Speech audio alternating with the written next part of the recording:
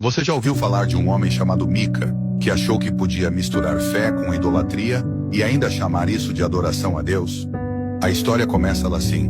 Mica roubou um dinheiro da própria mãe, mas depois se arrependeu e devolveu. Só que olha do que ela fez com esse dinheiro. Ao invés de agradecer a Deus, ela mandou fazer uma estátua de prata. Isso mesmo, uma imagem, um ídolo. E Mica, achando que estava agradando a Deus, criou um altar dentro da própria casa, com roupas sacerdotais e tudo mais. Até aí, já parece confuso, né? Mas segura essa. Ele colocou o próprio filho como sacerdote nesse templo caseiro. O cara montou uma religião particular, inventada do jeito dele, misturando o nome do Senhor com práticas totalmente erradas. E o pior é que ele realmente acreditava que com aquilo Deus o abençoaria. Parece estranho, pois é exatamente sobre isso que essa história vai falar com você. A situação fica ainda mais séria quando entra em cena um levita, alguém da tribo escolhida por Deus para servir no templo de forma verdadeira. Esse levita estava viajando, procurando um lugar para morar, e Mica o convida. Fica aqui comigo, seja meu sacerdote particular, eu te dou comida, roupa e salário. O levita aceita? Sim, ele aceita. Ele troca o chamado de Deus por conforto, por um salário, por uma posição falsa. E aí Mica acha que está com tudo. Agora sim, tem um levita na minha casa, Deus vai me abençoar com certeza. Só que tudo isso era uma distorção. Era a aparência de santidade, mas sem verdade. Quantas vezes hoje a gente não vê gente fazendo igual? Criando suas próprias versões de fé, usando o nome de Deus, mas ignorando a vontade dele. Essa história mexe com a gente porque mostra o perigo de adorar do nosso jeito e não do jeito que Deus mandou. Mas não para por aí.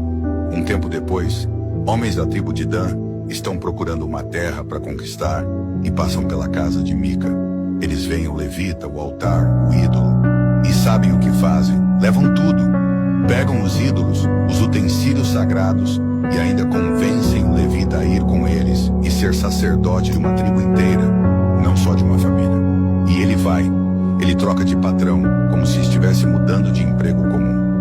Mica, quando percebe, tenta correr atrás e recuperar tudo, mas é tarde demais. E aí vem a parte mais chocante. Ele não está preocupado por ter perdido o verdadeiro relacionamento com Deus, mas sim porque perdeu o objeto da sua fé.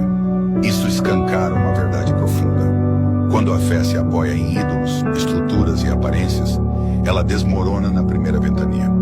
E tem muita gente hoje vivendo essa fé frágil, baseada em imagens, tradições e pessoas, em vez de estar enraizada em Deus de verdade. Essa história está lá em Juízes 17 e 18, e ela nos alerta. Não basta parecer certo, tem que ser conforme a vontade de Deus. Mica achava que estava adorando, mas estava enganado. O levita parecia servir a Deus, mas servia ao próprio interesse. E os homens de Dan tomaram para si uma fé distorcida, levando adiante um culto que não agradava ao Senhor. No final, o que fica é um retrato de um povo que se afastou da verdade e agia conforme o que achava certo aos próprios olhos. Soa familiar? Essa história é um espelho do que acontece quando colocamos nossas vontades acima da direção de Deus. Então, que tipo de fé você tem vivido? Uma que agrada a você mesmo ou uma que agrada a Deus? E aí, o que você achou dessa história incrível? Se ela falou com você, curta, compartilhe e marque alguém que também precisa conhecer essa mensagem.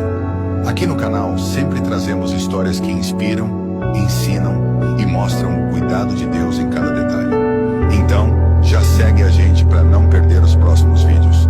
Até a próxima. E lembre-se, Deus sempre tem um plano perfeito para a sua vida.